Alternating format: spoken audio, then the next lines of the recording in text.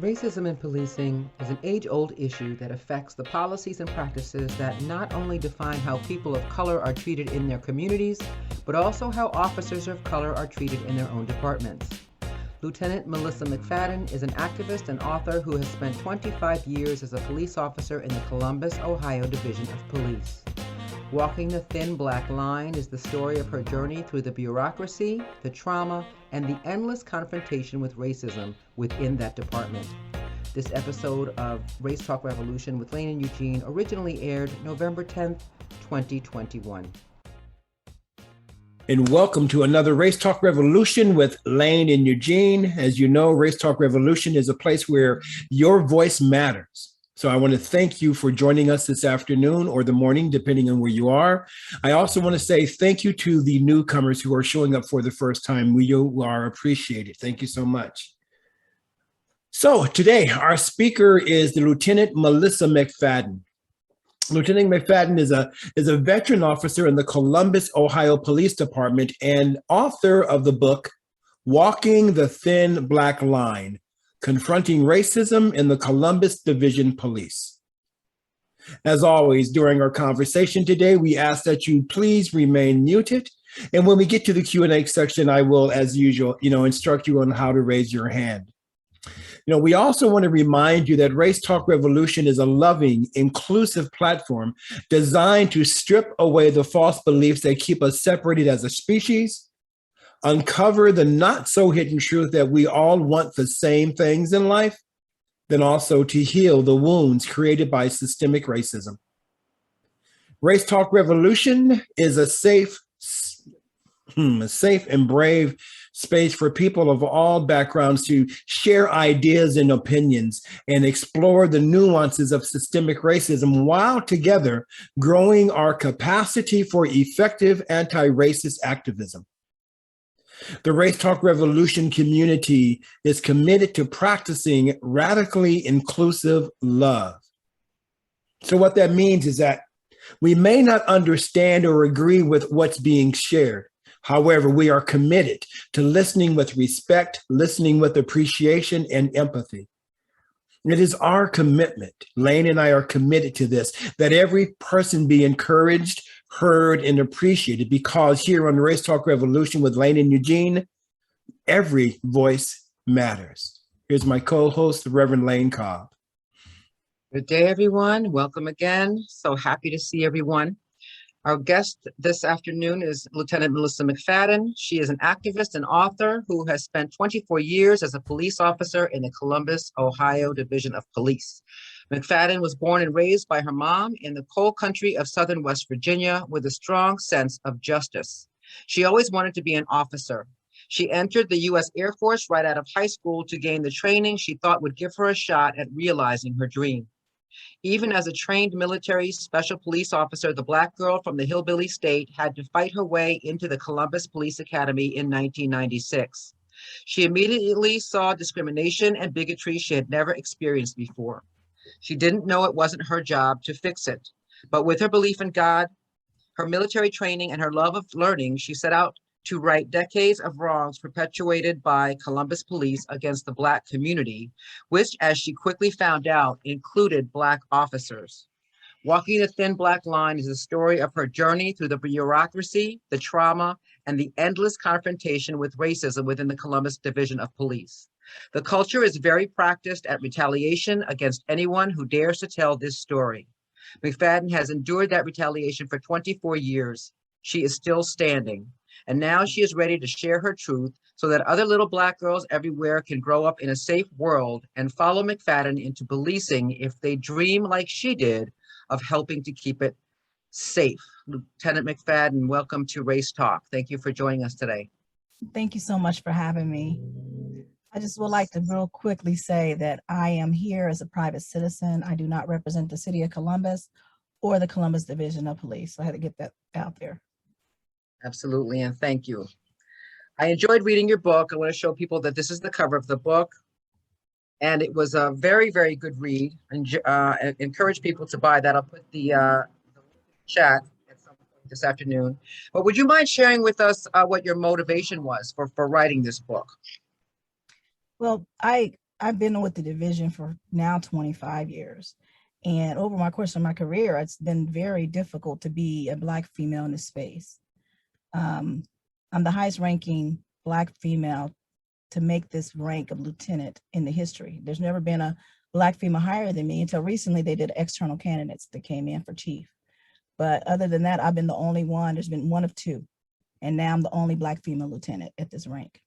So it's been difficult. And I chose to write this book because I've been pushing for change my whole career.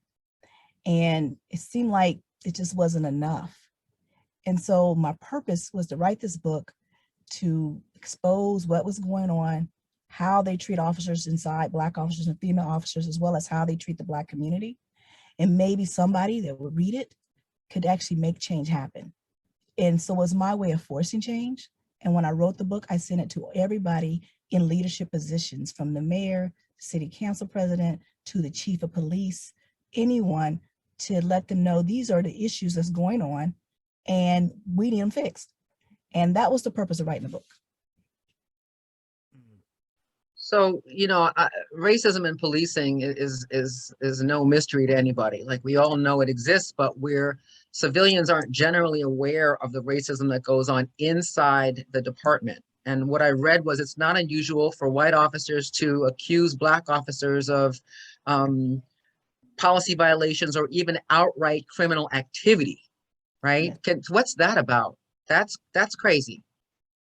It is crazy, but it's the same thing they do to the general citizens. They racially profile, they stereotype, and we get that inside as well. There's a story I tell in my book about an IEB sergeant, a male Black sergeant.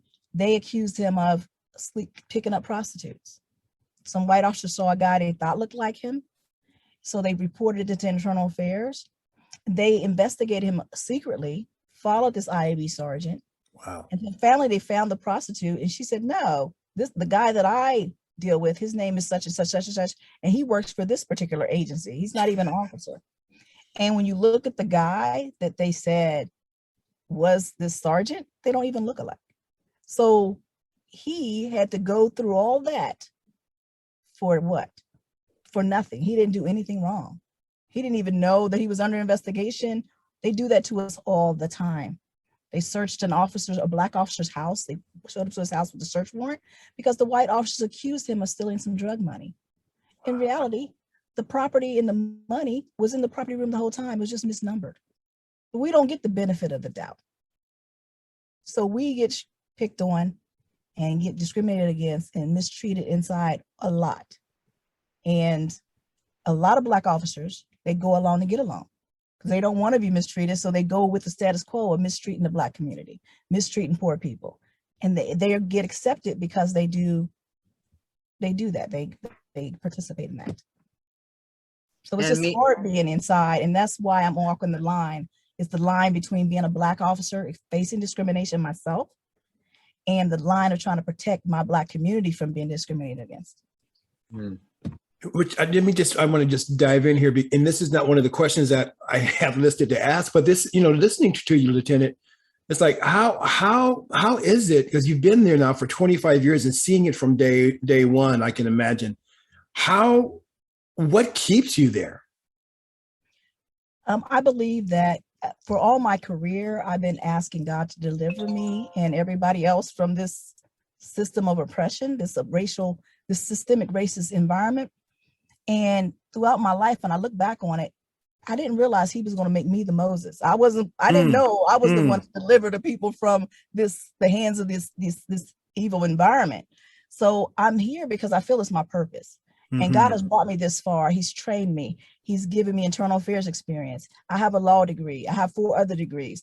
I'm the highest ranking Black female in the history of the division internally. He's given me all the tools to fight them, the knowledge of the directives and the rules and the laws. So because of that, I stay, because he hasn't told me to move yet. I heard that. And so when he tells me to move, then I'll move. But right now I'm here to fight them and to see significant reform happen. I want to follow that up with this question here. Lieutenant, how does racism within the department affect the way that Black and brown police officers do their jobs?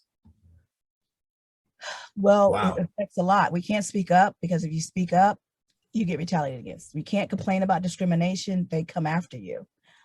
We do have a cover-up culture here. Everybody knows. They talk about no snitch rule in the community. Well, we have a no snitch rule here in policing, not just Columbus. What's happening in our agency happens across the country. Right. It's the system that's corrupt. And when you get in here, you are indoctrinated to believe that Black people are the enemy by the things that they teach you in the academy. So how we're affected is because a lot of the Black officers, they're part of the problem too, because they don't stand up. They allow people in the community to be mistreated, and they allow people inside to get mistreated. We don't have the hiring, we don't have a lot of Blacks being hired because the hiring practices are discriminatory. So there's a lot of different parts of this policing system that is racist, and it allows and breeds racism. And as Black officers inside, it's just a very difficult, we're scared to speak out. That's why I'm the only one. They're scared of retaliation because they got their livelihood, they got their children, they got to live, and they will come after your job if you speak against them. And that's how we live here.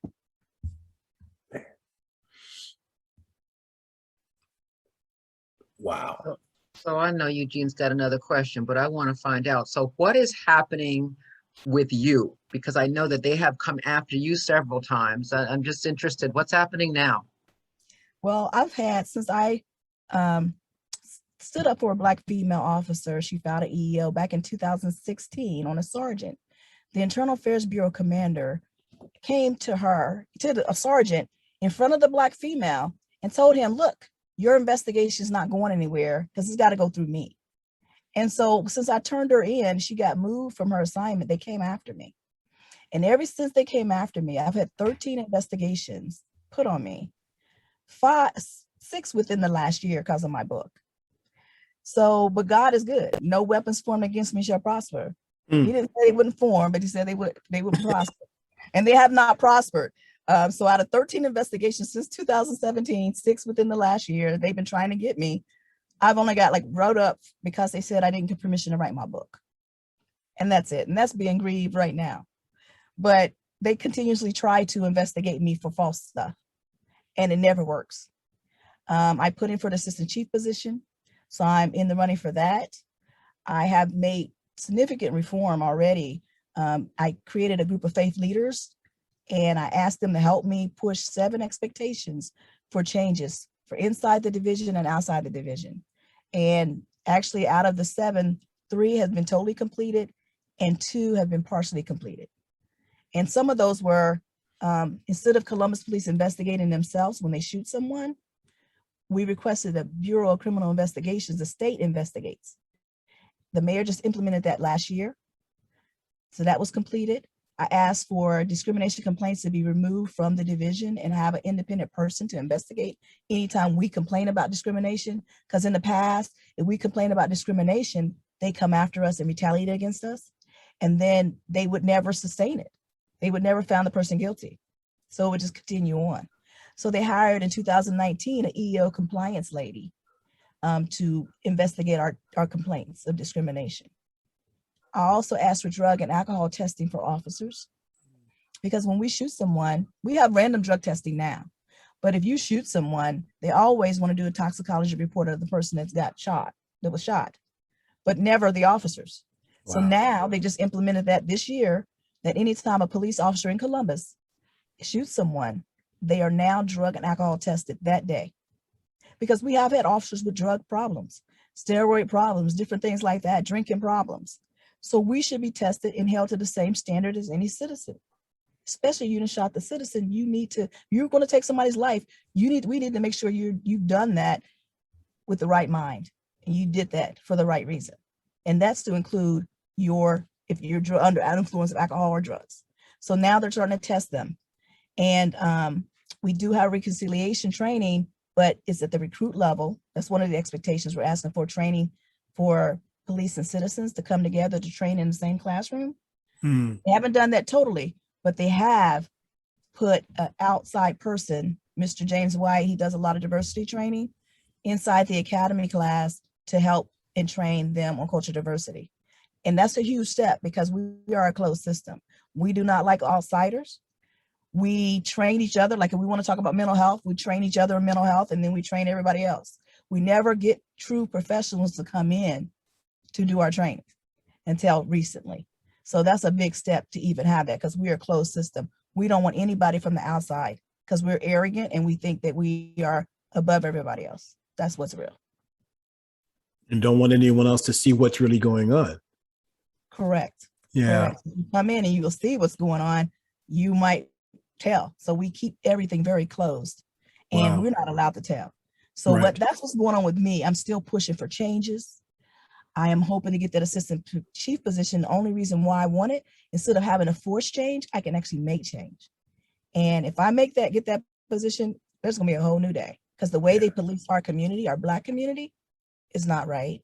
I mean, there's so many different things that go on that is not right that I know and I will change. So that's what's going on with me. I have a complaint I filed against the division. I have a federal lawsuit still pending. It goes to trial in March for the 2017 incident where they came after me for that, asking that commander, getting that commander removed. I just had recently, they moved the IAB commander currently because he retaliated against me because of my book. They found them guilty of that. Him, a deputy chief, and a sergeant internal affairs. They found them guilty. So they removed them from the Internal Affairs Bureau, and I'm waiting to see if they're going to get disciplined. So that's what's going on with me. Yeah. Lieutenant, you came to the department after serving in the military, which you say was, a much tighter system in terms of policing practices.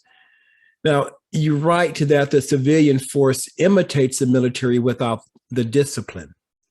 So what makes you say that? And what are the consequences of that? Well, I think that in the military, if I did something wrong, I was going to be punished for it. That's how it was. Here, you do something wrong, they don't punish you. There's really no consequences. There's no accountability. They have this thing called leave forfeiture, and I talk about it in my book. So we had an incident where some officers was chasing a suspect out of a robbery at CVS or theft, the shoplifting. So they were chasing the suspect. They lost him. So they go and looking around in the area, and they go to a fenced-in house, and they ask the owner, "Hey, do you mind if we come in your yard to search for the suspect?" The owner told him, "No, I don't want you in my yard." The officer smacked the guy across the fence. He just literally smacked him and went in the gate and searched the yard anyway. But do you think that officer got suspended and days off in the street? No. He got 32 hours of leave forfeiture, meaning that he could take 32 hours out of his vacation banks that accumulate every year. It rolls over each year. You can get up to 700 hours of vacations in your bank at one time. So taking 32 hours out of your bank, you don't see lost pay or anything. So if you don't chastise a person and they don't feel the consequences, then is that really punishment? So that's what's happening. They've given them leave forfeiture instead of actually making them lose pay. It's not truly a suspension. And we have a lack of accountability. And that's why you see all these officers, when they finally do something major, they had 60, 70 complaints. Because our Internal Affairs Bureau, if they like you, the results turn out in your favor. If they don't like you, a lot of times the results turn out not in your favor. So it's not really truly following the evidence. And the other thing is that the leadership also doesn't get any punishment, right? That we've had some things here where I am recently about sexism within the department, and that whatever's going on, but the chiefs are shuffled around, right? They're not fired. They're not really sanctioned. Nobody says why the shuffle is happening. We know they had some. So what about that?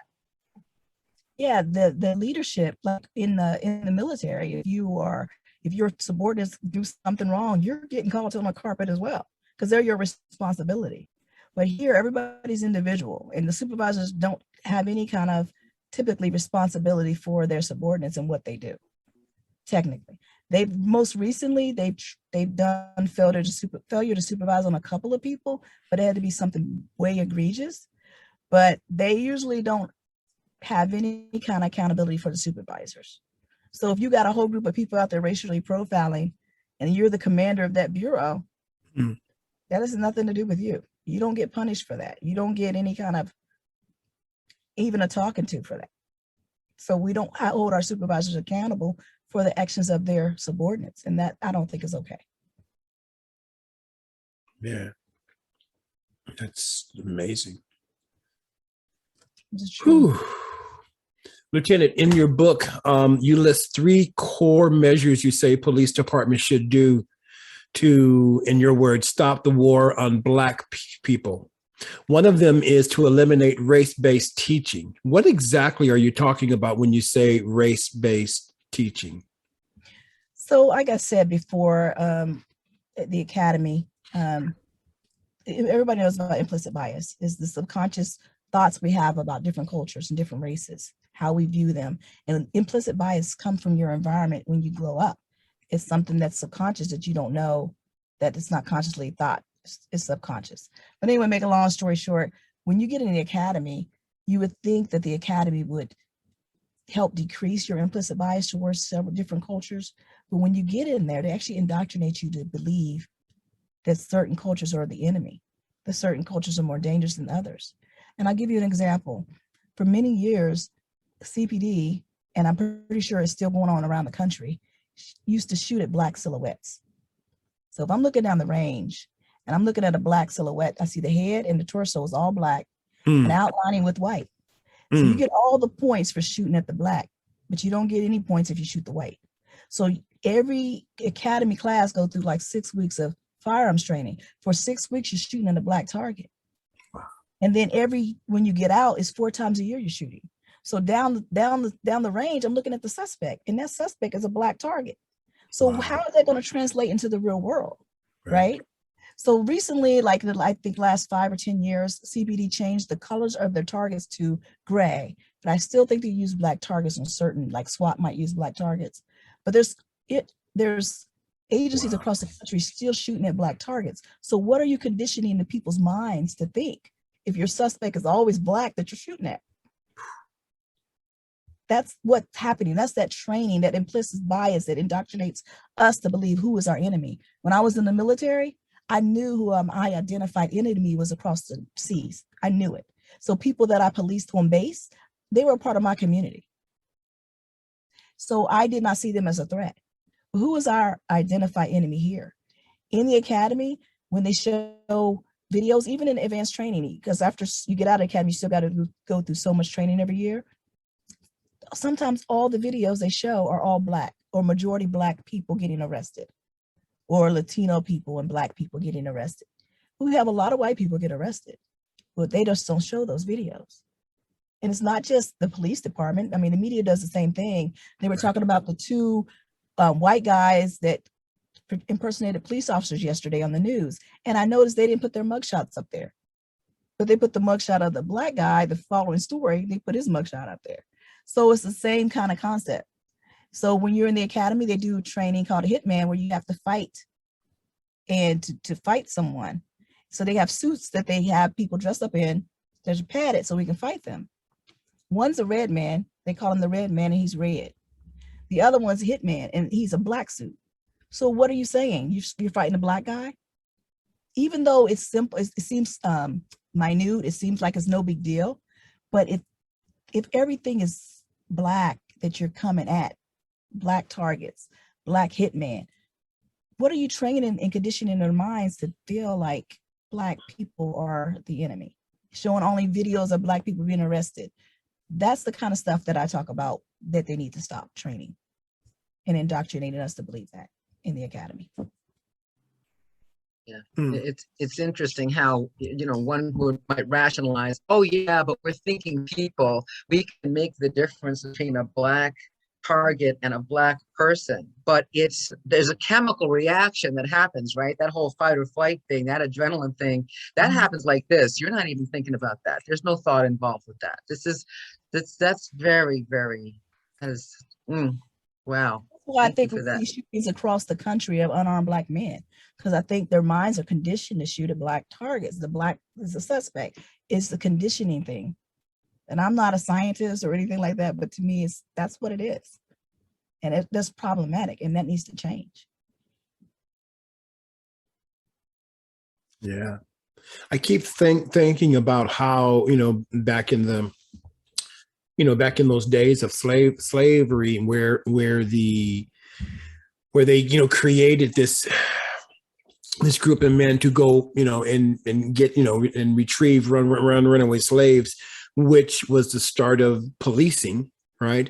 And then and so it's an interesting thing for me thinking about this, that mindset has been going on for hundreds of years, and it's so prevalent within the police departments, around the nation here in the United States. It's interesting, man.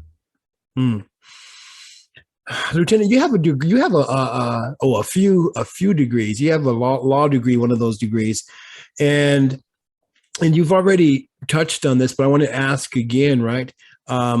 Because I think it's important that people hear it again. Why have you stayed in the department, and what do you feel your role is now? Now, I know that you touched upon that before, but I want to just hear it again. I believe my role is to force change here, to reform the police department.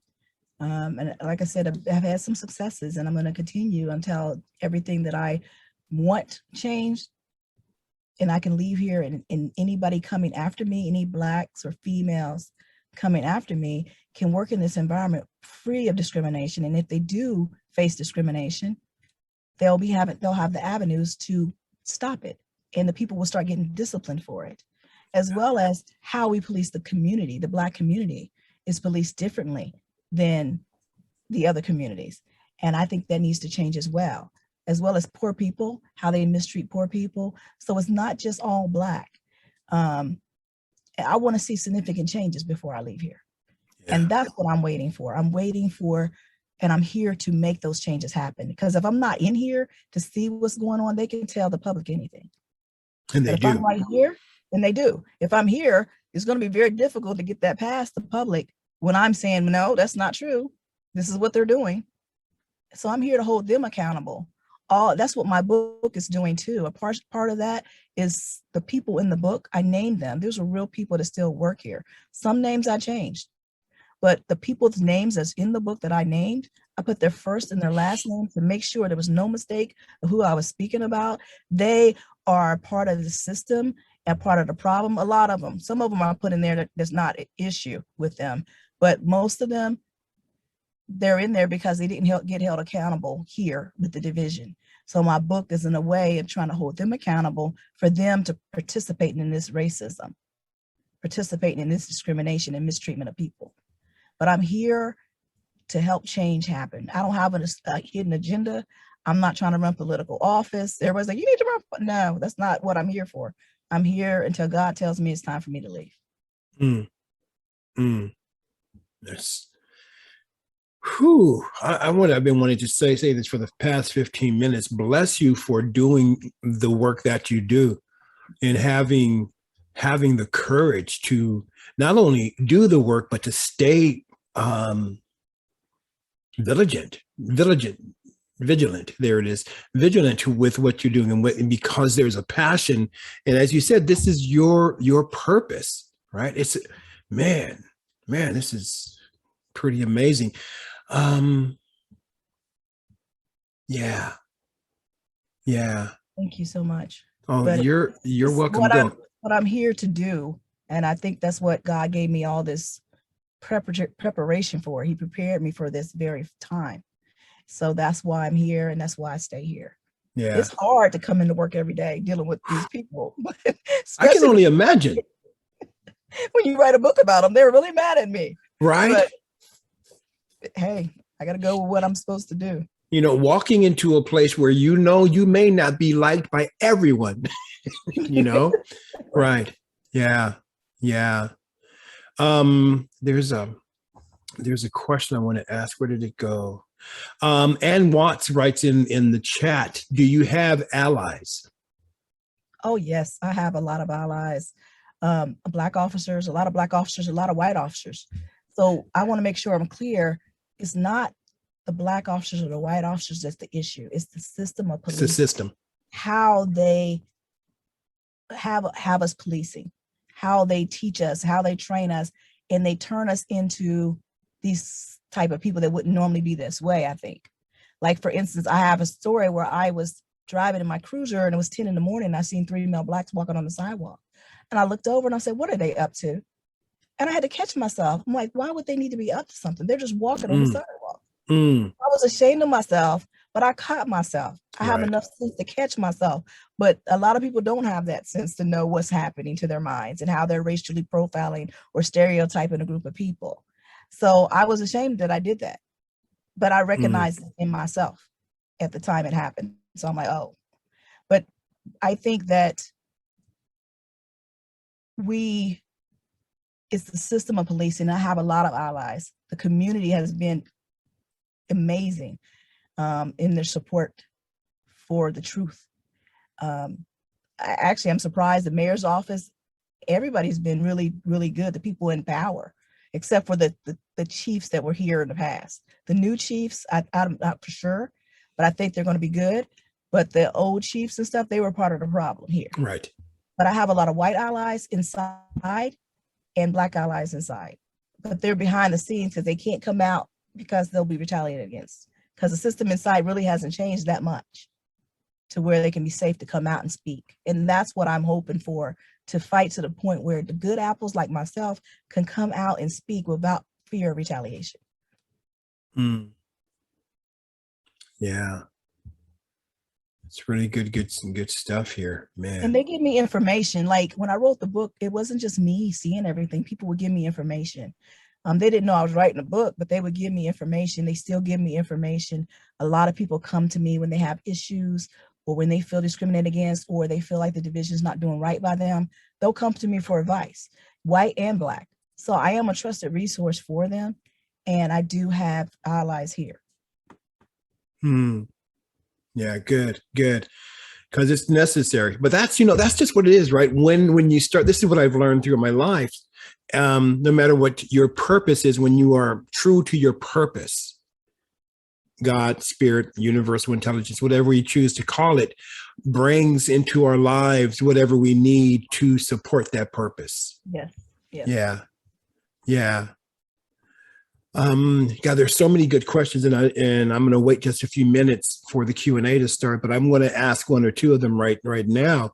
Cody Kirkham asks, do you sometimes see officers who are people of color being tougher on Black folk to prove themselves? Oh, yes. You see that being tougher on the citizens to prove themselves because they want to fit in, because they see what's going on and they want to be a part of the part that's not going to be targeted. So they do what they have to do to get along. You have supervisors, some supervisors that I found that are Black supervisors, they're harsher on the Black officers because they feel that if they're not, they'll look at it as being favoritism or something, even though they should just treat us all the same. But yeah, that's very real. And that's why in the movies, they portray the Black officer sometimes as worse than the white officer, because that's reality. They're trying to prove themselves. That's the reason why they're trying to prove themselves. Yeah. It's sad. Yeah. Man. I'm going to come around to this question, but I want to ask it now, but we're going to come back around to it because I believe in planned redundancy. Is there anything that, Lieutenant, that you can suggest to us? What is it that we can do? Well, I think that there's a petition to try to get ending qualified immunity on the ballot right now. They're trying to get that on the ballot for election, I think, for next year, I think. And what qualified immunity is that when you're sued, like I have a federal lawsuit against the people that discriminated against me. When I win, I'm gonna put it out there, when I win. That's right. The money that comes out of that will come out of the city budget. It doesn't come out of their pockets.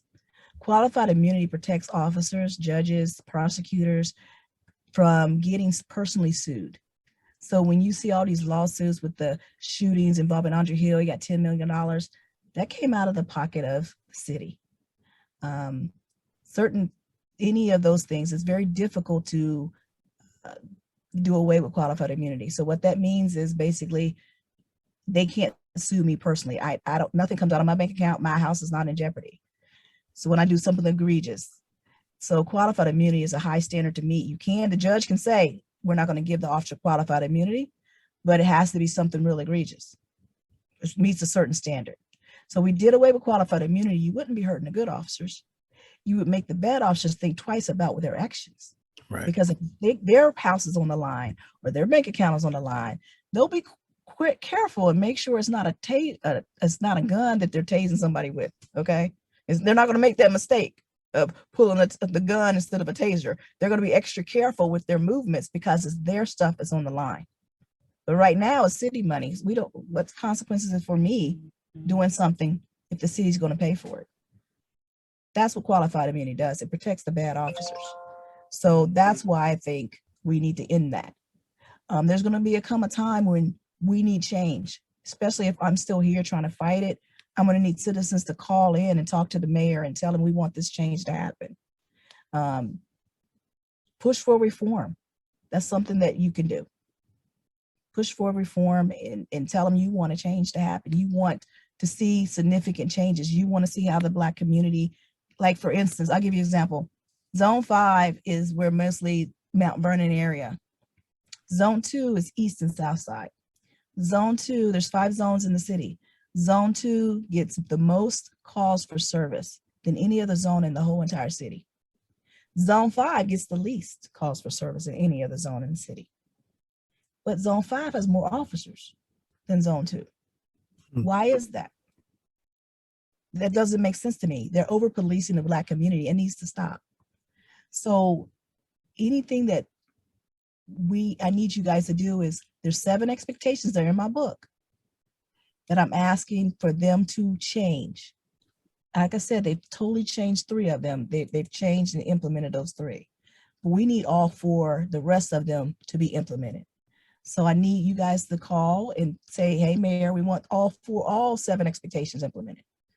And if you want the copy of the 7 expectations to see exactly what they are, I will put my email in the chat and I can send them to you. But it's important for at least those, if nothing else gets changed, those should. And the other 3 that we're asking for is mental health training, mandatory mental health counseling for officers, because the officers get involved in shootings. The one officer that shot Tyree King, I believe that was his 4th shooting. And I believe that if you look at these officers, they have multiple shootings because they never took care of the first one mentally. Because you're only required after you shoot somebody and kill someone to go to 1 evaluation with a psychiatrist. If you say the right words, you're back on the street the next day. But that's not enough. They're suffering from PTSD, and they don't want the stigma of not being able for people to know that they're not handling it well. So therefore, one of the expectations is mandatory 6-month mental health counseling for officers involved in shootings to get rid of that PTSD. We need that. Another one is reconciliation training, where we put the community and the officers in the same room together and they work on the same precinct and live on the same precinct so they can get to know each other. That's another one of the things we're asking for. And also for the discipline to be fair, because inside, females and Blacks are getting disciplined at a much higher rate than male whites. It's proven, it's written down, everybody knows it. We need a fair discipline process here. And another thing is not a 7 expectation, but in 1999, the DOJ came here and said that Black community is getting force used on them more than any other community in Columbus. The FOP at the time, the Black chief, the Black city attorney, and the Black mayor joined forces and fought against it, and the DOJ left with no oversight. Well, you fast forward to 2019, the Matrix was an independent consulting firm, did an evaluation of the division and found that, guess what? The Black community was getting force used on them more than any other community in Columbus. So for 20 years, the Black community has force used on them more than anybody else. We need that to stop. And we need to make the elected officials accountable, hold them accountable, and make them treat the Black community fairly. Because us using force on them disproportionately, and nobody's doing anything about it. There's still no rules in place to prevent that. So 20 years later, and even now, since 2019, they have not put anything in place to prevent or to look at who is actually doing the disparity when it comes to using force on the Black community, which officers or anything, nothing has been done. So it's still ongoing, and that needs to stop. So any kind of moves or any elected officials that you do know, call them, because they can make the change happen. They can make the change happen. That's what I need help with, is pressuring them to do what's right. Yeah. I'm going to open up the Q&A. So Joe, if you don't mind, I'm going to have you ask your question. It's a great question. So it is time for a question and answer. So how you raise your hand is to, as Seja has done already, is to take your cursor down to the bottom of your screen to the right-hand side where you see reactions. Click on reactions and you'll see the bar that says raise hand. Then if you can't find it there, go to the button second from the left, says participants. When you open that little window up, find your name and the little three dots, click on that, and you should see the ability to raise your hand there. All righty.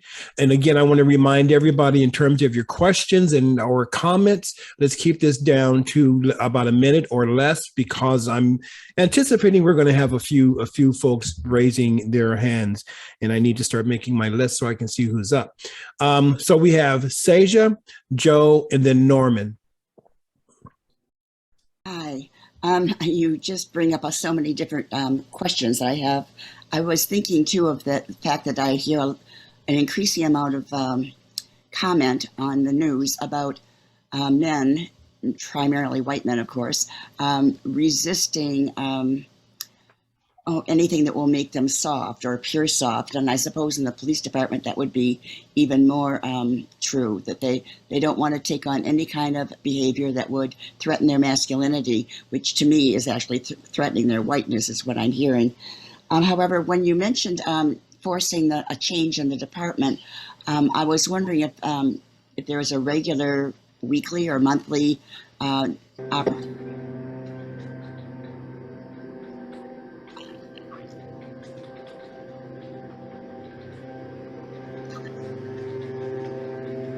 Seja?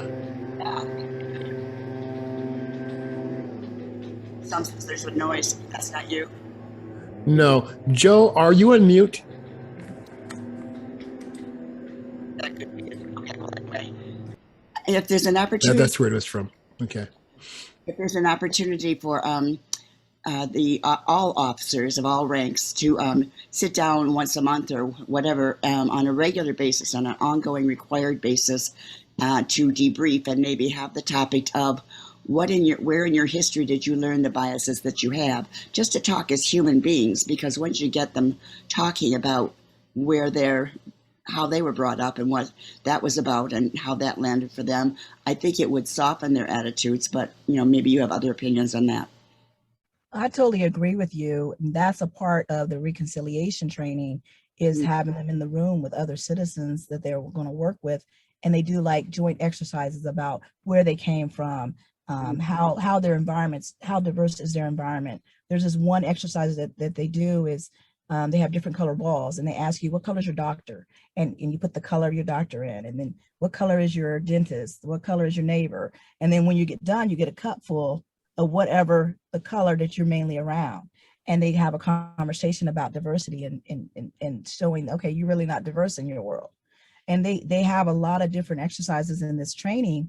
It was designed by Mr. White. He does a lot of police training for cultural diversity, as well as police officers that I volunteered to help in this training. So, but they have not implemented it yet. So that is exactly what we're trying to do. If we can get expectation number 7 implemented, so that we can have that, so they can have a better understanding of each other's culture. Because when we do have cultural diversity training here and we have implicit bias training, they don't believe they have biases, and they don't believe that. But in the people that's teaching us those things are other police officers that don't believe it. So, because it's their job and training to teach it. So they're teaching it because they have to teach it. And they're not professionals at teaching it. So when you sit through these classes, they're doodling, they're doing everything but paying attention. But if you had a class like this reconciliation training that we created, it's an interactive class. They have no choice but to participate. And it's about exactly what you're saying. Would it work best to start with having them talk among themselves, like just a relaxed, casual setting, just a squad room or something, where they just talk about their own histories of all the any biases or whatever, what their dad did when he was drunk, and what was said that they internalized, and things like that, before you even take it to the community conversation. Getting them to notice, I'm saying, I guess is what you mentioned, they deny, but it would get noticing. That would be great. And we do have classes, like our controversy class is supposed to be a class where you're supposed to talk, but they don't do it. They don't talk, and they really don't see. I don't think they see that they have biases. Right. I really don't think they see it. I don't hear it. It's too threatening. Is that why? Yeah, power. Thank you. Thank you, Stasia. Joe? Thank you, Eugene. You're welcome. Lieutenant, thank you so much for all your perseverance and having the courage to keep going through all this. I appreciate that. Thank you. You mentioned allies a couple of times thus far in your presentation, and I was wondering if you wouldn't mind help describe what kinds of behaviors and what kind of qualities are you looking for and that you value in your allies. There's a bunch of people that look like me on this call that are interested in being allies, and I would like to learn from you what you think makes a good ally. What are you looking for? Well, the thing is, somebody that understands my plight, that understands the plight of the Black community, that understands that there is racism. And the thing is, I have some really good white allies, and they understand that. Like one commander, he not only read my book, but he sends me other books like the Green Mile, the Green Book. He actually studies up on the Black community and what we've been through. And so he becomes culturally competent on his own and trying to learn.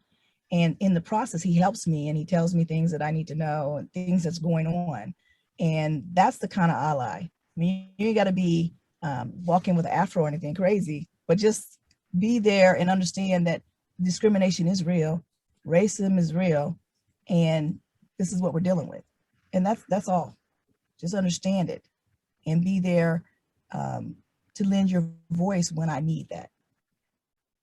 When I can't stand up for myself, and being anti-racist will be part of that as well.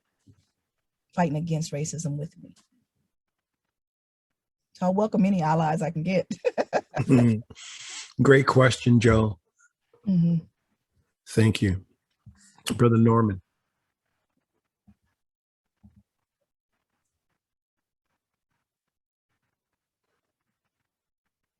There you go.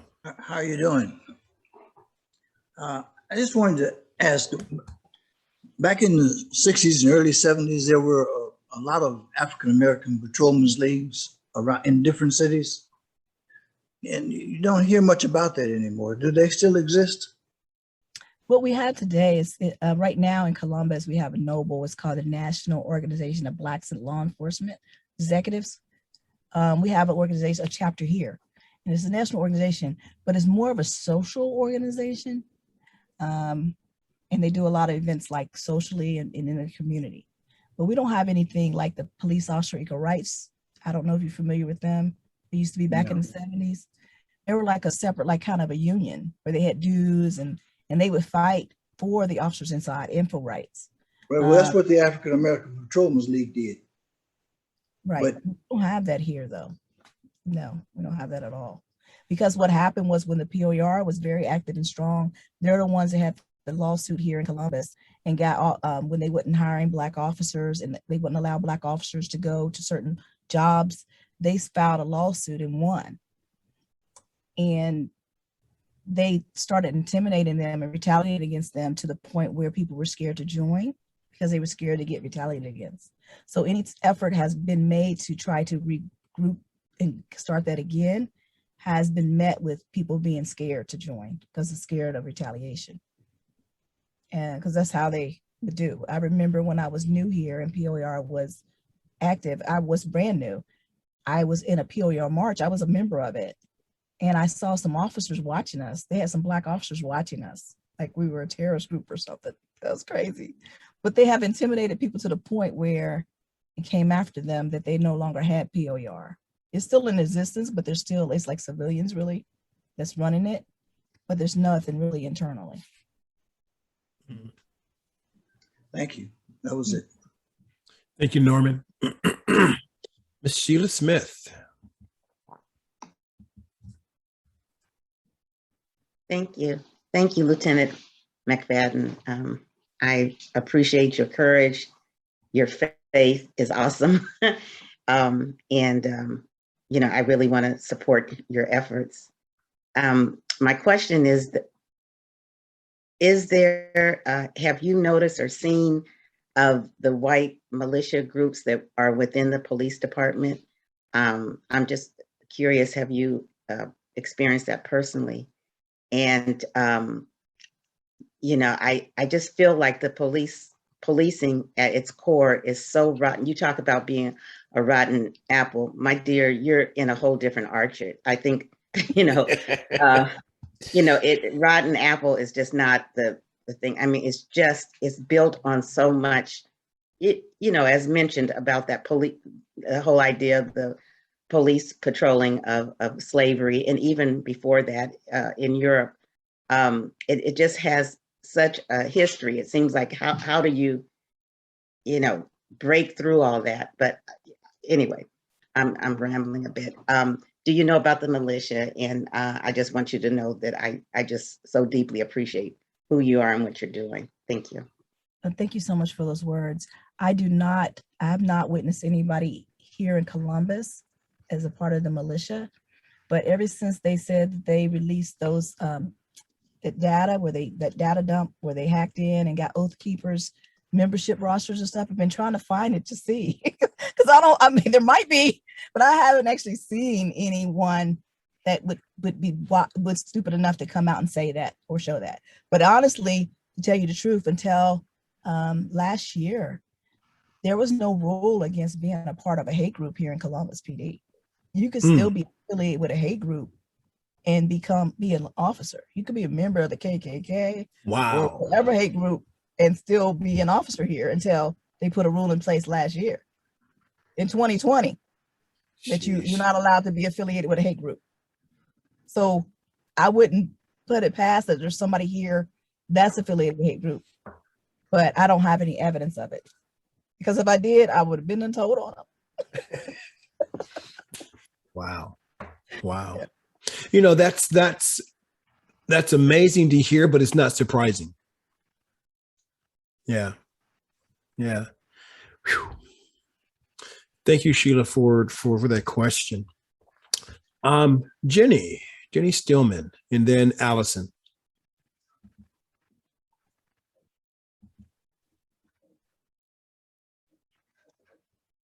You're still on mute. There you go. There I go. There you go.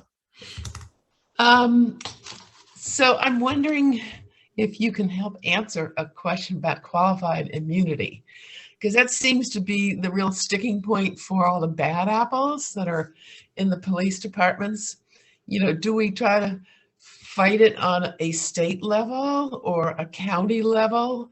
Because I think, you know, at the community level, it's difficult, at least what we're seeing for some of us who live in a community in Westchester County, is that the police chief is very resistant to any kind of change. So what do we do about fighting, you know, qualified immunity? Well, it's not a police chief's call. Qualified immunity is constitutional. It's going to take legislation to do that. So at what level? Federal, state? It'd be better, the higher the level, the better, because the more people it affects. But I know in Ohio and Columbus, they're doing state level. They're doing state level qualified immunity here. So I think you start off with that, because I think the Supreme Court has had several cases recently where they did not eliminate the qualified immunity. They upheld it for the officers. So you're not going to win right there. So we might as well start in a state level. That's what I would do, because the chief is never going to want qualified immunity to go away, because the chief is vicariously liable for their officers' behavior. So they're not trying to get rid of qualified immunity, because most of the time when you're suing the division, you're going to sue the chief. But now you only can sue the chief in his official capacity. But if you got rid of qualified immunity, you'll be able to sue the chief in his personal capacity as well, individual capacity. And that's why he's resistant to it. He's not wanting to do that, because every time there's a lawsuit, usually the chief's name's on it. Yeah, things would change. Yeah, so state level, I would say, because I know there's petitions going around trying to get it on the ballot. So hopefully they do. In New York State, there is a petition on the ballot. So definitely look that up. I'm sorry, I don't have the statute number. No, it's not a statute, but I don't have the number right now, but you can Google that. In New York City, they did get around qualified immunity. They did end that in New York City. And sometimes apparently you have to be sneaky. There's different ways to do that. So yeah, we will be having, actually, Race Talk Revolution will be hosting a special session on ending qualified immunity on December 22nd. So if this is something that interests you, please mark your calendars for that. And just real quick, I would like to say to the lady, if her chief is resistant to change, she needs to go to whoever controls the chief. That's who she should be pushing. Like, we don't, Thank you. faith leaders don't deal with the chief per se. We've dealt with the safety director that's in charge of the chief and the mayor's office to push our changes that we've gotten made so far. So we didn't go to the chief, because at the time, the chief that was in place wasn't open to change. So we went above his head. And that's how we got our change. So that's what you have to do there. Whoever controls your chief, that's who you need to push, especially if they're an elected official. Great question, Jenny. Thank you very much. Thank you. Allison, welcome back. Okay. First of all, can anybody hear me, because my microphone? Yes. Sometimes, good. Okay. Yep. Mike, when you, Lieutenant McFadden, as I was listening to you talk about some of the stuff, I couldn't help thinking that you also keep hearing about similar events happening with people who are not in the police force. So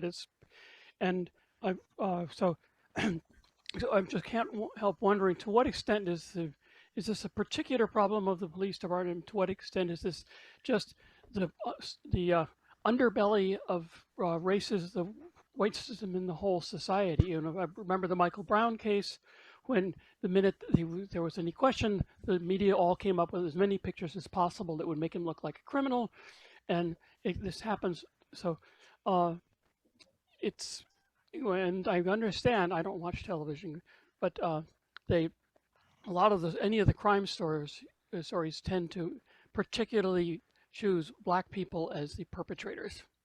So anyway, so my question is, to what extent do you think this is a particular issue, something that it's a form level of racism that's peculiar to the police department, and to what extent it is just, you know, the society is full of racists and the racists end up in the police department and that's it? I believe that it's one and the same. It's the underbelly, it's the whole gamut, the racism. But my problem is when you have people that are state sanctioned to take life, and they're taking life based on a color of person's skin, we need to be held to a different standard. Yeah, racism out there in the world is going to be that.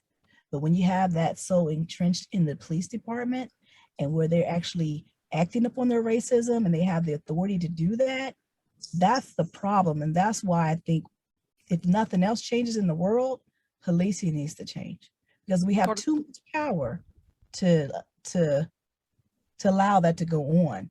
And the way my story to me is, you know, they always talk about blue lives. The blue lives came about after Black lives. Right. I'm supposed to be blue. I'm a blue. I'm supposed to be blue, but they treat me really, really bad. So if they treat me bad, I'm supposed to be blue. How are they treating the Black community out there? So it is racism. This whole system of policing is racist, it's systemically racist, but we have to, if nothing else, we need to change it because they have too much power to allow it to be this way. And to So continue. it sounds like what you're saying is that the sources may be, the culture may be society-wide, but the effect of having the police department be this is much worse than if your neighborhood grocer. Yeah, much worse. Okay. Especially with the, we can Thank take away your freedom and put you in the system, and we could do all these different things to you just because we don't like the color of your skin. And that's just not okay. And we need to make sure we come up against them when we come up against them hard. Us, come up against us hard. I keep saying there's something separate, but us. You know, Lieutenant, you said something, and Adine, I see your hand up. You said something that I had to write down, right? State sanctioned to take life. Mm-hmm. That's huge. Mm-hmm. That's huge, because now I'm sanctioned. I have permission. I have the okay to do this. Wow. Talk That's about, why they okay. don't call it murder. When we kill someone, come on. someone, they don't call it, they say police involved shooting. They Right. don't say it's a homicide. They don't say it's a murder. We don't call it murder inside either, because we're allowed to do it. We're allowed to take someone's life. And so if you're going to put that power in someone's hands, that power's got to be in hands of people that are truly just people. Yeah. Yeah. You know, I want to go back to something in terms of the mental health. I have a friend of mine who's passed on, but she was a police officer in Pittsburgh. And I didn't know this until after her passing, that she was involved in a police shooting and killed someone. And she was not the same. After that, she was never the same. And I think it's because she did not get the support, that was necessary for that PTSD. Mm-hmm. Yeah. Right. Yeah. Because to take a life is huge. Man, at least I would think so. I see someone say on here, the function of the police is to protect and serve. I totally agree with you. But the way they train us to be warriors, not guardians. They should be trained to be guardians. If they really believe in protecting and serving, we would be trained to be guardians and protectors of all. But we're trained to be warriors right now. And that's a problem. They got it mixed up. Like right now, they did away with all the rifles, we always say assault rifles, but M16s that we got from the government, they shipped them back. They're not going to no longer use those M16s. But now they authorized us to bring our own personal rifles, and we can get qualified on them and use them and bring them on our cruiser every day. If you qualify on them, you can bring your own personal M15, AR-15 rifle to carry with you on duty. I going along with that, and Adine, we will get there. I was back home. I went to visit some friends in Pasadena a few years ago, Pasadena, California, and this motorcycle cop was in the parking lot of the bank. And on his side, it reminded me of a cowboy, was his AR-15. I'm like, wow, this is crazy. Talk about the wild nation. Forget the West. Whew. Adine.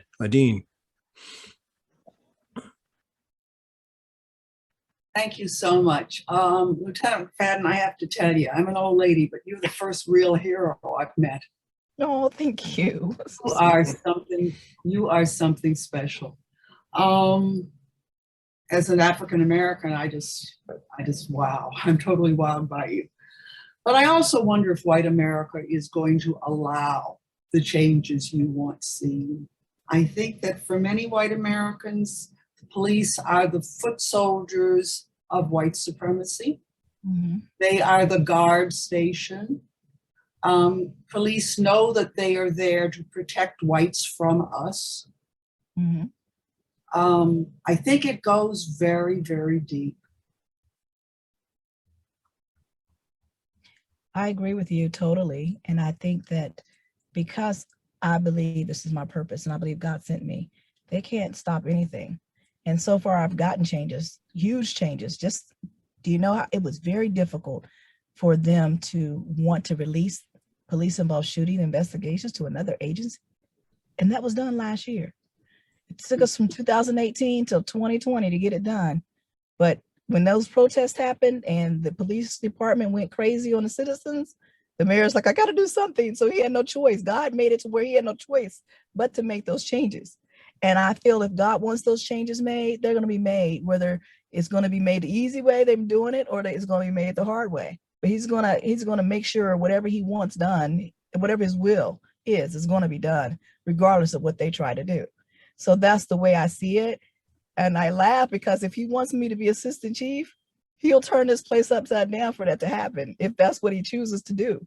So God is all powerful. So that's my thoughts. And that's why I continue, but I do know I'm up against a wall. Like I said, it's from 2018. I've been pushing these changes, these 7 expectations, and I only got 3 completed right now, but there's 3 significant completed: drug and alcohol testing for officers involved in shootings. Yeah. That is a huge step. That's a huge change. Police involved shootings being investigated by outside agency, huge change. So I'm just believing God for whatever he wants changes to be made, he'll make them, and he'll allow them to be made. We need a lot more courageous people, both black and white, in police departments all over the country. Yes. We do. Yeah. And we also need to shame the black officers who are going along to get along. We do. They're going along and they're participating in the nonsense. Yeah. That comes right off the plantation. Yeah, it does. Dean, thank you so very much. Whew, man. Judith Baville, good to see you. Oh, thank you. Well, I'm so sorry I missed this whole presentation, but I do want to confirm a Dean's comment just now and off the plantation, because the origins of policing are, the origins of policing is the slave plantation. Right. And we talked about that. We talked about that. Yeah. I mean, it was there. They were created to protect property, and Black people were considered property. And still to this day, as such, property has no rights. And so embedded in the psychology of police training is that, as the lieutenant said, we're trained to be warriors, and we go after people who we consider do not have the same rights as others. That's why our prisons and our jail systems are overrepresented by people of color, men and women of color. But here's my question to you, Lieutenant. Why don't we see the comparable, I'm not going to use the word same, comparable percentages of killings of people of Asian descent, Latino descent, of other ethnicities? Why don't we see the comparable, if the police strategy is to do what they do for certain offenses, why don't we see people of other ethnicities being treated with the same a level of severity that we see Black people and Black men in particular being treated with? I really believe it's because they're scared of Black men. They overreact. They are frightened. They're fearful of how they feel Black people are in general. The indoctrination of how we're shooting at Black targets, we're taught that they're the suspects. We're taught that the Black people are the enemies, specifically Black men. And I really believe it's out of fear. If you look at the Andre Hill shooting, when he came out the garage, he shot him. For what? He wasn't even doing anything. For me, I didn't see Andre Hill as a threat. I'm Black just like he is. It didn't seem a threat to me. So I believe it's fearful of what they think Black people will do to them. It's straight fear. A white officer told me that once. He said, we're fearful. White officers are fearful of Black men. And that's what I think it is. And they're conditioned to be that way. Not only do we indoctrinate them in the academy and throughout our careers, but it's indoctrinated on TV, on the news, everything plays a role in it. And you would think when they get in the academy, they would try to decrease that implicit bias, but they don't. They increase. We have an identified enemy as warriors, and it's Black men, and it's the Black community. That's what it is. It's fear. You fear what you don't know. And that's what I really believe it is, ultimately boils down to. That's such a powerful line. You fear what you don't know, which means then let's get to know, right? Let's just get to know each other. Let's get to know. Yeah, let's just get to know. I don't want to go off on that tangent. Thank you so much, Judith, for that. Brother James Barnwell, welcome. Hello. I have a question that I have put in the chat, but Mrs. Lane had asked me to say it out loud, and I also wanted to say thank you to Mrs. McFadden for being a stand-up individual, and not being afraid to stand up and speak her truth. And my question revolves around, how do we get more officers of color in line? Because like they commit like more atrocities in our community than their counterparts, just to fit in. And as far as like when they say like they fear us, and it's like they have to get to know us. They know who we are. I feel that we make excuses for people all the time, especially other people that's not African descent American. We make excuses for them not understanding our plight, not understanding where they stand, or have an understanding about us and who we are and where we're from.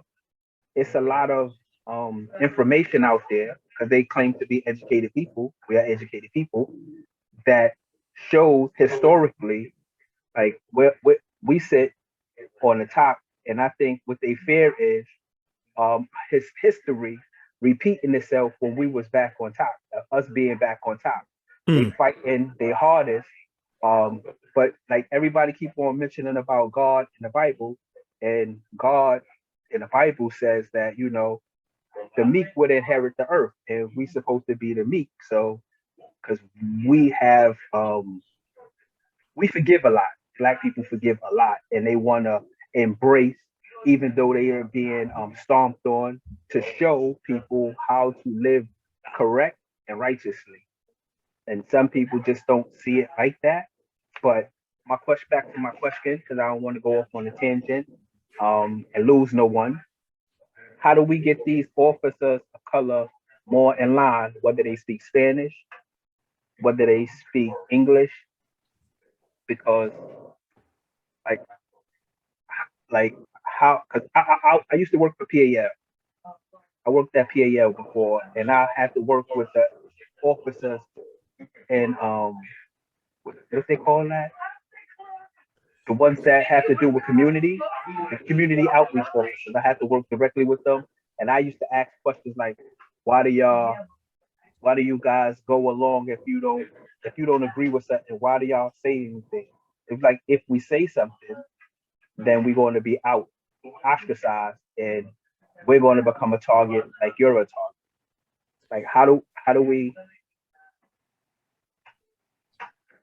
get like some officers to feel comfortable to stand up like Mrs. McFadden is doing, and stand her position, like she's standing her position? How do we get officers to feel emboldened, empowered, and got it. Like you? I think what we need to do is create a system where it's safe for them to be empowered, emboldened. Because a lot of the people that we deal with, for me, that I see on the division, they're not godly people. And we have our ceremonies where we're always saying verses and have our chaplain praying, but the practice of understanding that you got to answer to a God is not here. It's not here for most of these people here. And the only way we can stop the behaviors and stop them going along and get along and mistreating people is start holding people accountable. And when you got officers like me that do stand up, have support for them. If we want to stand up, we should not be in an environment where telling the truth about somebody or what they did to a person, you should get punished for. We need to reverse that. Telling the truth should be rewarded, not getting rewards for being aggressive and having a lot of complaints, not getting awards for that. We should be getting awards for standing against that. And that's what we need to do. That the system is corrupt, it's flipped. You get rewarded for not saying stuff because you don't get picked with, you get left alone, you get special assignments, you get a good job, you get all these good things. But when you speak out against something they've done wrong, they come after you. They start not giving you days off, and they don't give you the special assignments. They treat you bad. They try to write you up, all these different things. So we need to flip the script on how and who is actually getting reverend here for what they're doing. And that's what I'm trying to do, is break this system down to where it can be okay to speak up. This cover of culture has been around for years. Right. And it's in every police department across the country.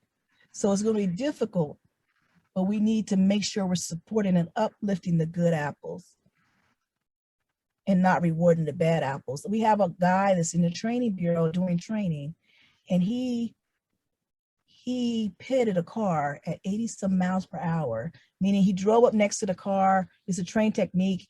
If it's 45 or less, you can pit them, you go up to next to the car, you hit the back bumper, and they flip the car around. Well, you're not allowed to do it over 45 because it can kill people. He did it at 89 miles per hour. The two passengers, male blacks that was in the car he pitted, flew out of the car. Another cruiser ran over them. They resilient, got up, took off running. They started chasing them. They had an accidental discharge with the weapon and all this other stuff. He got in trouble for that. Then he turns around. He goes and works special duty at a club. He punches a guy, breaks his face so bad that he had to have 2 reconstructive surgery. Got in trouble for that. Instead of firing him, they hid him away at the academy. So now he's training people. How does he do a good job like that? And you have all that in your background. But that's what they do here. They're rewarding his behavior. If you get in shootings, like the shooting involving Tyree King, because Brian's shooting was like 4, he got to pick which job he wanted to go to. So he decided he wanted to go to narcotics. Do you know how many years it takes to go to narcotics? Many years to get there, like 15, 20 years to get to narcotics. But he got to pick it because he got in 4 shootings. So they wanted him off the street. So he got to go to narcotics in a gravy job. Zach Rosen, the guy that shot Henry Green, and then eventually he was caught kicking a guy in the head when he was laying down on the ground handcuffed. He got to go to zone investigations. He didn't have the seniority to get that job, but they reward bad behavior. They get good assignments. So that needs to change. So this guy is training right now, and the city had to pay, like, I forget how much money they paid to settle the guy that he punched in the face. And he didn't even report that he punched a guy. But he's in the training academy training people. And that's a good job. It takes years to get there. So that's the things we need to stop from happening. We need to stop rewarding bad behavior and rewarding good behavior. Officers that stand up and tell the truth. Thank you. Lane, I saw your chat. Do you want to ask yours now? No, nope. I think that this is, well, let's get Cora to ask her question and Tyrone, and because we're nearing the end of our time. Yeah. Okay. Thank Cora, you. You're welcome. Hello, I'm Cora Miles in New York, White Plains. First of all, thank you, Lieutenant. This is really very important. I do want to mention the idea, you mentioned the reconciliation training, and I understand some of what goes into it. I want to dig a little deeper into that and ask and propose the taking of an undoing racism workshop. Is that a part of, you know, what goes on in Columbus in your book? And I mention that because I'm thinking about the systems rather than bad apples, good apples, individuals, but how systemic and structural the racism in. I want to underscore that. That's been mentioned a number of times. And I think, you know, at some point, I said, well, you know, I'm a woman of the African diaspora. I don't need undoing racism workshop. I know what it's about, and yet it is crucial. It's important. And I'm thinking about the question that someone raised about the Black police officers, and my immediate association is internalized racism. We are all so deeply damaged and influenced and affected by racism that it grabs all of us. So I don't want to jump on, you know, the Black police. We have all been damaged by it. And I think that it's important to recognize it, to acknowledge it, and not jump on individuals, but to challenge the system and get into that. So I'll stop here. Thank you. Thank you, Cora. What was her question? I didn't think she had a question. So I want to know if undoing racism is in one of the recommendations that we should consider. I think we should. And I think we should too, and how they're doing it. It's if when I tell you that the system of policing is racist in every aspect of this division, I'm telling the truth. It is so embedded in the whole system. It's just going to be so hard. But undoing racism, that was the attempt for the reconciliation training. That's why we wanted the citizens in the community to be in the classes with the officers that work that community, so they can have ambassadors from both sides. So if they're showing up on a scene, they know this person. It kind of can, that's the whole point of trying to do it, so they can see the Black community and the Black community can see them. In hopes to undo racism, but it's going to be very difficult because this whole system, everything you think about, internal affairs, our hiring process, our promotional process, you name it, our job assignments, everything is racist. It's just what it is. And I'm not saying that because I only can see one side of things and I'm not objective looking at things. I'm saying it because it's real. Out of my 7 expectations that I wrote down, and we've been presenting to the mayor, the safety director, the chief of police, everybody, not one of them has disputed what those 7 expectations says, the evidence behind it, or the resolution. And my book, it's been a year. And if anything in my book was not truthful, I would have had a defamation lawsuit, trust me. It's expired now, no defamation lawsuit, because it's 100% true, backed up by facts. So it's so hard to put it all in perspective. So much bigger than me, so I only can work on little bits at a time because I'm only one me, you know. But if you have anything that we can do to try to undo racism, which that's a huge task, please share, because I would love to have that information. Yeah. Thank you so very much. Once again, never mind, Lane already has it in there to answer the question. What is the name of the book again? Lieutenant Melissa McFadden, what is the name of your book again? Walking the Thin Black Line. Here we go. Confronting Racism within the Columbus Division of Police. Thank you. It's on Amazon. It's just $9.99. I just put the price there because I'm not trying to make money off of it. That's not the purpose. The purpose is to get the information out so that maybe somebody can help me make changes. Yeah. Thank you so much. My brother Tyrone Cozy, we'll have you be the last question asked. Is that because I talk so much? Maybe that's it. Well, don't get me started, bro. Lieutenant Sister McFadden, you are seriously tough. I hope I'm not being overly dramatic, but I really, and I put this in the chat, I really do feel like you're a modern day Harriet Tubman. I really do, for a lot of reasons. One is just your connection with God is just amazing. So it wouldn't surprise me if you fall out sometimes and just spread out and just ask God to guide me, because I sense that, you come from that fabric. And so I just really want to honor you in your courage and your commitment, as Sister Sheila said in her note.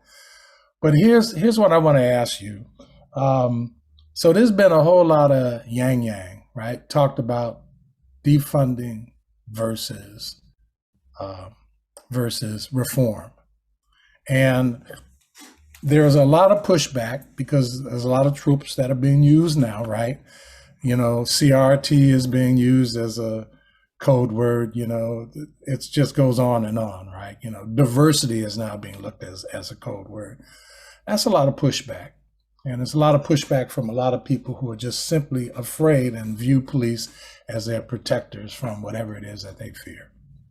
So I just want to know what your take is on that. What do you think about defunding police compared to reform? It feels like you're deep in the reform side, but I just want to know what your thoughts are. I actually believe defunding the police is a part of reform. I believe that there's certain calls for service that we do go to that we shouldn't be going to. Like, for instance, certain mental health calls, we get 6 weeks of training, or some of our officers to be CIT trained, crisis intervention trained. But that's not enough. When I have a social work degree, I'm a licensed social worker as well. When you're dealing with mental health, it can manifest itself in all different ways. Right. So we only train so much. We're not professionals at it. So I think in certain calls, we need to have a social worker there. The police don't need to be involved. So I do believe in that. We giving out Narcan. I don't believe we should be having to do that. I think they should hire someone to be around the clock to go and respond to scenes that you have to distribute Narcan and give Narcan to people. So there's certain aspects, I feel, that money that we use for policing in that aspect can be moved over to do those different services. So for me, defunding means taking away services that the police do at this time and give that money over to other agencies to fill that role. For instance, accident reports. We still shouldn't be doing accident reports. We have all these nationwide insurance, State Farm, all their headquarters are here. We do it because their headquarters are here. Why can't they hire people to go and take accident reports? So accident reports takes an hour out of our day, at least an hour. If there's injuries involved, it takes longer than that. So those things, I think we should be defunding the police and using that money to hire people to fulfill those roles. And so that's, to me, is a part of reform. So it's not an either or. That's what I'm hearing. Right. For me, it's both. Gotcha. You keep on doing what you're doing. Thank you. Thank you so much for your kind words, sir. Appreciate you. I appreciate everybody. Thank you.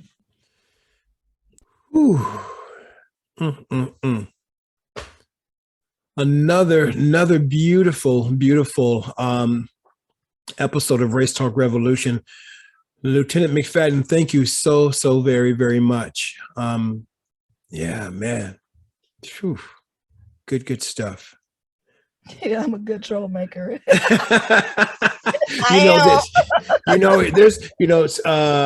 trouble. Wading in the water, but here's the key phrase in that: God's going to stir up the water. Yeah, so no, it's not trouble, but it's all up to be healed. And so thank you so very, very much. I want to thank everybody for joining us today, and please join us next week for a conversation about environmental racism with 3 dynamic organizers from an organization called New Roar.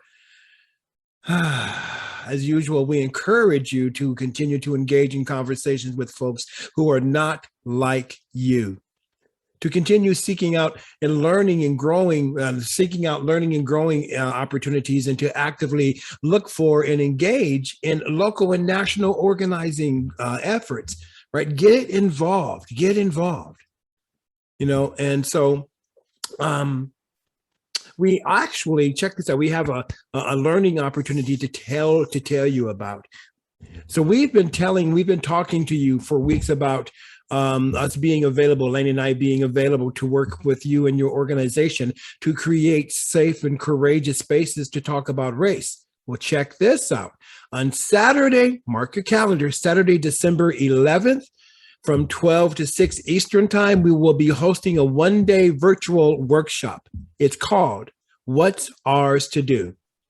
And this workshop is designed to provide you with tools that can help you have difficult conversations regarding race in your families and communities, and to deepen your connection to humanity and to clarify your personal call to action so that you can do the work you feel called to do. I think Lane's going to put the link in the chat. And you can go to the events page on our website, which is, of course, www.racetalkrevolution.com. Again, that's www.racetalkrevolution.com/events. And then you can register for that. You want to do this soon as possible because we only are going to limit this space to 22 people. All righty, Lane? Yes, thank you, Lieutenant McFadden. This has been a fabulous conversation. I want to also let people know, I've been asked to remind people that if you are in Westchester County, the 10th annual community vigil for Kenneth Chamberlain Sr., whose family we have been supporting, is happening Friday, November 19th from 7 to 8 p.m. in White Plains, New York. And I'm going to put that information into the chat as well if you are someone who is local. Please do continue to come back. Thank you for people who are first timers. Please share this platform with your friends and family and invite people. Lieutenant McFadden, any last words from you, my friend? I just want to tell you, thank you for having me on your show, and thank you for all the lovely, encouraging words. And you can always reach out to me. I left my email address in the chat, and I appreciate everybody, and continue to pray for me. Man, we surely will. Thank you for being the advocate you are, and you are indeed a hero. Yes. All right, thank folks. you so and much. Please feel free to come back anytime, my friend, anytime. Thank you. All right. Thanks so much, everyone. Thank you, everyone. Peace and blessings to all of you. Much love.